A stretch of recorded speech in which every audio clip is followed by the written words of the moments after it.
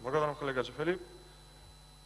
Читувам премиер на владата на Република Македонија, добро е што продолжуваме да ги зацрстуваме одличните односи со Република Турција. Затоа што ако некој не е навистина искрен и реален партнер и во нашата економија, во поддршката на надворешната политика, ако некој навистина секогаш се трудел во рамките на сите светски настани и манифестации да не ословува и да не именува така како што треба со Република Македонија, тоа била Република Турција. Но верувајте, мојата дискусија беше добронамерна. Јас искрено не верувам дека професор од турски јазик може да биде добар министер за економија и за носење на странски инвестиции. Дај Боже да не е така, а резултатите ќе ги видиме за брзо. Да не дојде ситуација како што правевме со министерот од ромската националност, да ги менуваме луѓе на 3 месеци.